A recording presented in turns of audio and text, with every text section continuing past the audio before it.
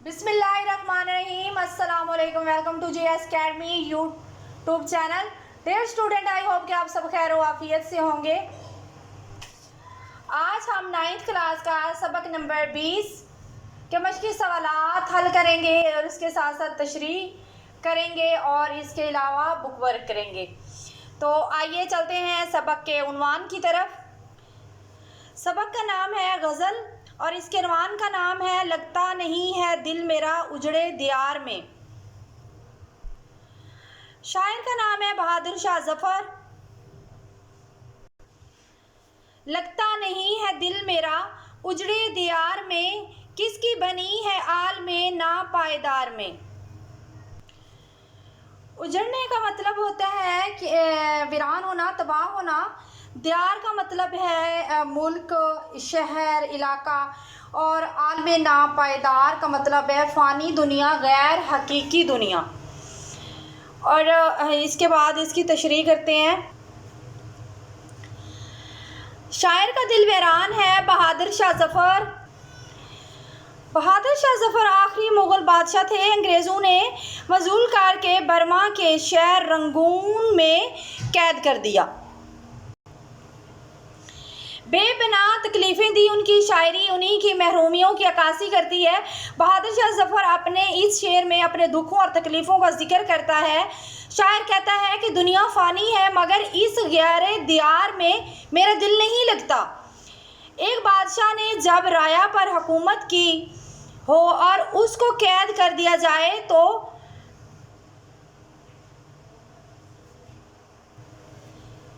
कैद की दुनिया किसी अज़ियत से कम ना होगी। उनकी ज़िंदगी के आखिरी पल बहुत परेशानी में गुजरे। ये गज़ल भी उन्होंने रंगून के कैद खाने में लिखी।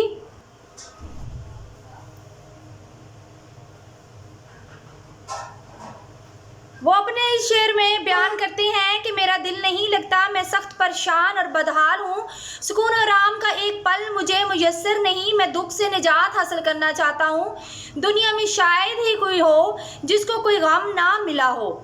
हर इंसान किसी न किसी गम में मुब्तला है। यह दुनिया आर्जी है, ये दुनिया किसी की न बन सकी। मसाइब का घर है, हर इंसान परेशान हाल दिखाई देता है। मैं किस करब में हूँ मैं ही जानता हूँ। एक वक़्त था मेरी हुकूमत थी, मैं जो चाहे करता था। आज ये हाल है कि मैं कैद में हूँ और अपने वतन से जला वतन, ये जला वतनी मुझे अंदर से खा रही है।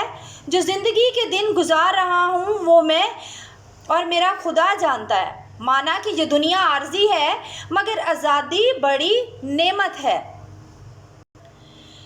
शेर नंबर 2 है उम्र दराज मांग के लाए थे 4 दिन, 2 आरज़ू में कट गए 2 इंतज़ार में। इसका मफ़हूम है, शायर कहता है कि ज़िंदगी के 4 दिन मांग कर लाए थे, 2 ख्वाहिशात में कट गए और 2 ख्वाहिशात के पूरा होने के इंतज़ार में। शायर कहता है कि हम अल्लाह से 4 दिन की ज़िंदगी मांग कर लाए थे। ये ज़िंदगी तो खुदा ने अपनी इबादत शुक्रगुजारी के लिए दी थी, मगर हम दुनिया में आकर अपने आने का मकसद भूल बैठे। शायर एक तरफ तो उम्र दराज मांग कर लाने की बात करता है और दूसरी तरफ आरज़ू के इंतज़ार पे में कटने पर शिकवा करता है। शायर कहता है कि इस मुख्तसर ज़िंदगी में इंसान क्या कर सकता है। अल्लाह ताला से हम 4 दिन की ज़िंदगी मांग कर लाए थे।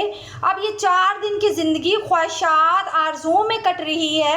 सारी ज़िंदगी गुजर गई मगर मेरी उम्मीद बर ना आई।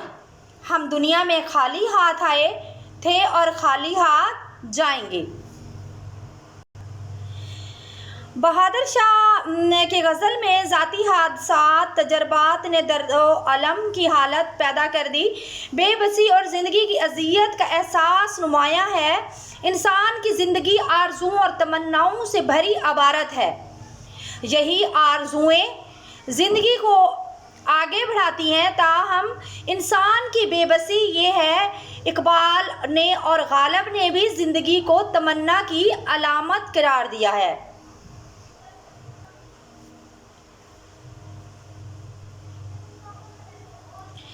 शायर कहता है हमें भी क्या लंबी ज़िंदगी मिली थी, 4 दिन की ज़िंदगी मांग कर लाए थे, आधी आरजुएं करते गुजर गई, बाकी इन आरजुओं के तकमील तक पहुंचने के इंतज़ार में हमने लाहासिल ज़िंदगी गुजारी। यहाँ पे शायर कहता है दाए नदानी के वक्त मरग ये साबित हुआ, ख्वाब था जो कुछ देखा, जो सुना अफसाना था। जब इंसान कैद में होता है तो उसे अपनी ज़िंदगी और गुजरे हुए लम्हात याद आते हैं, फिर वही अच्छे बीते हुए दिन एक अज़ियत बन जाते हैं। उनको याद करके इंसान 2 हालात का मुवाज़ना करता है, एक वो हालात जो उसने पुरसकून गुजारे थे और एक वो हालात जो कैद में गुजर रहे हैं। फिर गुजरा वक्त याद करके इंसान माजी के उस दहाने पर पहुंच जाता है जहां उसके अपने थे, जहां पर वो अकेला है। शेर नंबर 3 है बुलबुल को बागबान से नसियात से गिला, किस्मत में कैद लिखी थी फसले बहार में। बागबान का मतलब होता है माली सियात का शिकारी, और इसके बाद है फसले बहार यानी कि बहार का मौसम। इसका मफ़हूम है, शायर कहता है कि मुझे किसी से कोई गिला नहीं, क्योंकि शहाना ज़िंदगी में ज़वाल तो लिखा था जो कि मेरा मुकद्दर था। तशरी इस शेर में शायर कहता है कि बुलबुल को माली या उसे पकड़ने वाले शिकारी से कोई शिकायत नहीं है, क्योंकि मौसम बहार में मुकद्दर में कैद लिखी थी जो कि मेरा नसीब ठहरा। शायर कहता है कि मेरा हर काम अल्लाह की मर्ज़ी से होता है, मगर कैद की जो अज़ियत है ये बहुत दर्दनाक है। मैं कैद में हूँ, मुझे अपनी बादशाहत का ज़माना याद आता है। एक बादशाह के लिए कैद में रहना बहुत ही मुश्किल है। ये शेर बहादुर शाह ज़फ़र की आखिरी दौर की यादगार और कैद खाने में उनके एहसासात की तर्जमान है। उनकी दुनिया वीरान हो चुकी थी, ख़ास तौर पर शहर दिल्ली में जो बादशाहत का मरकज़ था उजड़ चुका था और सल्तनत की बर्बादी नाकाबिले बयां है। फिर वतन से दूरी और कैद की ज़िल्लत उनके दिल की दुनिया को उजाड़ के रख दिया। बहादुर शाह ज़फ़र की गज़लों में शिद्दत एहसास और रंजो गम के इज़हार के लिए दिलकश अल्फाज का इस्तेमाल किया है। शायर ने खुद को अमन और मोहब्बत के गीत गाने वाले खुश आवाज़ परिंदे बुलबुल से तशबीह दी। उसे ऐन मौसम बहार में कैद कर लिया गया, मगर उसे ना तो चमन के मुहाफ़िज़ों से कोई गिला है और ना शिकारी अंग्रेज़ से। फ़रंगी हुकूमत का कैदी बनना उसकी ज़िंदगी में लिखा था और अंग्रेज़ से भलाई की कोई तवक्को न थी। उसे मेर के अलावा कुछ नज़र नहीं आ रहा था, यानी कि उसे सब्र के अलावा कुछ नज़र नहीं आ रहा था। जो लिखी किस्मत में ज़िल्लत हो जो सो हो, ख़ते पेशानी कोई क्यों कर मिटाए। शेर नंबर 4 है इन हसरतों से कह दो कहीं और जा बसें, इतनी जगह कहाँ है दिले दागदार में। इसका मफ़हूम है, शायर अपनी हसरतों आरज़ुओं को छोड़ना चाहता है, इसलिए कहता है कि मेरे दिल में इतनी जगह नहीं है, तुम कहीं और जा बसो। शायर अपनी ज़िंदगी के आखिरी अयाम में ज़िल्लत और रुसवाई और सब कुछ खो देने के शदीद एहसास ने उसके कलाम में नाउमीदी और रंजो गम सी कैफियत पैदा कर दी। बख्त ताज मिला, मगर अंदरूनी और बैरूनी साजिशों ने सल्तनत को इस हद तक कमज़ोर कर दिया कि 7 समंदर पार से आए हुए अंग्रेज़ ताजर हुक्मरान बन बैठे। फिर उनके ख़ानदान पे जुल्म के पहाड़ तोड़ दिए, उनके बेटों को कत्ल कर दिया गया और उनके सर काट कर बादशाह को पेश किए गए। शायर का दिल ज़ख्मों से चूर है, सीना और दिल हसरतों से छा गया, बस हजूम में पास जी घबरा गया, बस हजूमे यास जी घबरा गया। शायर तमाम हसरतों और तमन्नाओं से कहता है कि तुम कहीं और जा बसो, मेरा पीछा छोड़ दो।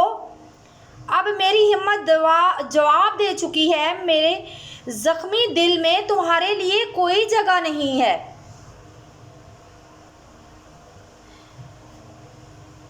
अब मेरे दिल में खुशियाँ तमन्नाओं की बजाय दुख, आहें और सिसकियाँ और फरियादें निकल रही हैं।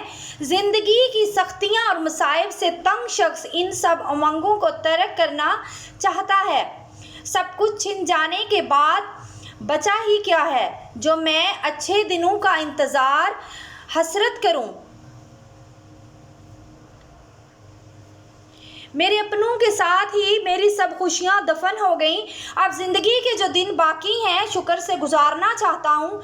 मेरा दिल ज़ख्मों से चूर चूर है, ये ज़ख्म हर याद पे ताज़ा होते हैं और दिल में दर्द उठता है जिससे मेरी सांस बंद हो जाती है। शेर नंबर 5 है, दिन ज़िंदगी के ख़त्म हुए, शाम हो गई, फैला के पाँव सोएंगे कंजे मेज़ार में।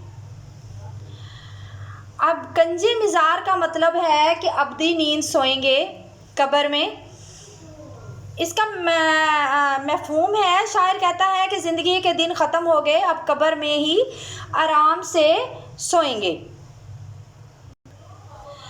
शायर ने अच्छे हालात भी देखे बादशाहत करके, फिर आखिरी अयाम में नहायत तकलीफ़ दा दिन थे ज़िंदगी के। शायर कहता है कि मेरी ज़िंदगी ख़त्म हो गई, मेरी ज़िंदगी के दिन पूरे हो गए और इंसान को एक ही चीज़ है जो कि हर गम तकलीफ़ से निजात दे सकती है, वो है मौत।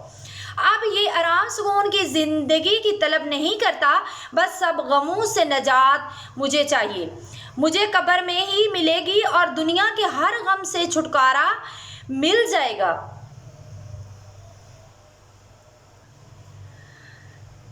ये ज़िंदगी मेरे लिए बहुत तकलीफ़दा है। बर्मा के शहर रंगून में जब बहादुर शाह ज़फ़र मसाइब झेलते झेलते थक गए तो उनकी यही तमन्ना थी कि एक मौत है जो मुझे सुकून दे सकती है। बस ज़िंदगी के दिन ख़त्म हो गए हैं, बस मेरी ज़िंदगी की शाम होने वाली है, मौत आने वाली है और अब कब्र में पड़े बेफिक्र सोएंगे। सब फिक्रें मौत के साथ ही ख़त्म हो जाएंगी। कभी कभी इंसान जो ज़िंदगी गुजार रहा होता है उससे बेहतर उसे मौत लगती है। मौत के साथ ही इंसान सब फिक्रों परेशानियों से आज़ाद हो जाता है। अपने बिछड़ने वालों के गम दिन रात सुकून से सोने नहीं देते। बीते लम्हे तेज़ धार की तरह दिल को छलनी कर रहे होते हैं। हमें अपने ख़ानदान की रुसवाई ज़ात आँखों से ओझल नहीं होती। जब इंसान तन्हा कैद बा मुशक्क़त काटता है तो फिर ज़ालिमों के चलाए हुए वार नहीं भूलते, इसलिए इंसान बहुत मायूस हो जाता है। इस तरह शायर भी गमों का बोझ उठा उठा के थक गया है और ज़िंदगी से बेहतर मौत को समझने लगा और उसे मौत में ही सुकून नज़र आने लगा। शायर कहता है कि अब कब्र में आराम से सोएंगे। शेर नंबर 6 है, कितना है बदनसीब ज़फ़र दफन के लिए, 2 गज़ ज़मीन भी ना मिली कुए यार में। कुए यार का मतलब है जहाँ पे अपने बसते हों, यानी महबूब की गली, अपनों की गली, जहाँ पे सारे अपने ख़ानदान रिश्तेदार बसते हों तो वो उसको कुए यार कहते हैं। बदनसीब का मतलब होता है बदकिस्मत। इसका मफ़हूम है, बहादुर शाह ज़फ़र कहते हैं कि कितना बदनसीब है ज़फ़र जिसको अपने वतन में 2 गज़ जगह भी न मिल सकी। इसकी तशरीह है। बहादुर शाह ज़फ़र की पहचान उनकी गज़ल है जिसमें सोज़ो गुज़ार और गम की मज़ामीन पढ़ने वालों को मुतासर करते हैं। बहादुर शाह ज़फ़र ने जब हुकूमत संभाली तो मुग़लिया इक़्तिदार आखिरी हिचकियाँ ले रहा था। अंग्रेज़ों ने इक़्तिदार छीन कर रंगून में नज़रबंद कर दिया। रंगून में ही उन्होंने वफ़ात पाई और वहीं पर ही दफन हुए। एक वक़्त था हिंदुस्तान के बादशाह थे, फिर बादशाही माजी का किस्सा बन गई और बहादुर शाह ज़फ़र को इस बात का भी बहुत दुख था कि बेवतन हुए तो अपने वतन में 2 गज़ कब्र के लिए जगह भी न मिल सकी। कहाँ बादशाहत और वक़्त ने कैसे पलटा खाया कि अब मुझ जैसा कोई क्या बदनसीब होगा। उन्होंने ये शेर अपनी ज़िंदगी में लिखा,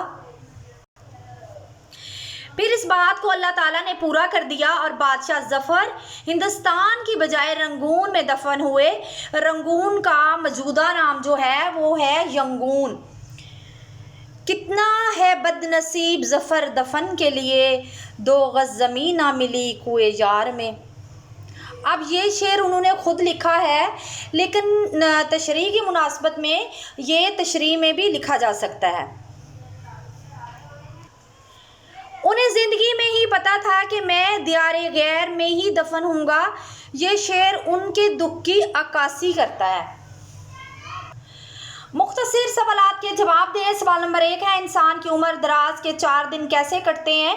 इसका जवाब है, इंसान की उम्र के 4 दिन 2 आरजू और 2 इंतज़ार में कटते हैं। सवाल नंबर 2 है, बुलबुल को बाग़बान और सियाज से क्या गिला है?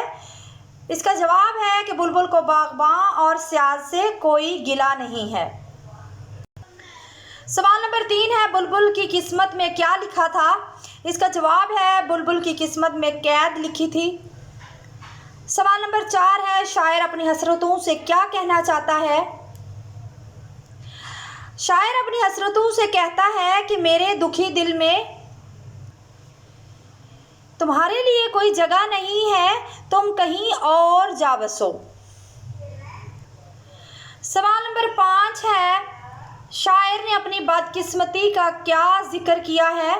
इसका जवाब है, शायर अपनी बदकिस्मती का जिक्र कर रहा है कि उसे अपने वतन में कब्र के लिए 2 गज़ जगह ना मिल सकी।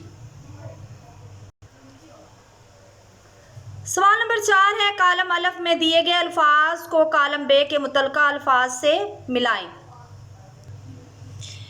सबसे पहला अल्फाज है उजड़ा दियार, इसका मुतल्लिका अल्फाज है आलमे नापायदार। इसके बाद दूसरा लफ्ज़ है उम्रे दराज, इसका मुतल्लिका अल्फाज है 4 दिन। इसके बाद तीसरा अल्फाज है आरजू, इसका मुतल्लिका अल्फाज है इंतज़ार। इसके बाद चौथा जो है उस बाग़बान और इसका मुतल्लिका अल्फाज जो है वो है सियाद। इसके बाद है कैद और इसका मुतल्लिका अल्फाज है फसले बहार। इसके बाद छठे नंबर पे है हसरतें, इसका मुतल्लिका अल्फाज है दिले दागदार में। इसके बाद है दिन, इसका मुतल्लिका अल्फाज है शाम। इसके बाद है 2 गज़ ज़मीन और इसका मुतल्लिका अल्फाज है कुए यार। लिहाजा आज का सबक हमारा मुकम्मल हुआ। हमारी वीडियो को लाइक करें, चैनल को सब्सक्राइब करें ताकि आने वाली तमाम मालूमाती वीडियो आप तक पहुंचती रहें। और डिस्क्रिप्शन से नोट्स लाजमी PDF की शक्ल में डाउनलोड कर लीजिए। हमें दे इजाज़त। अल्लाह हाफिज़।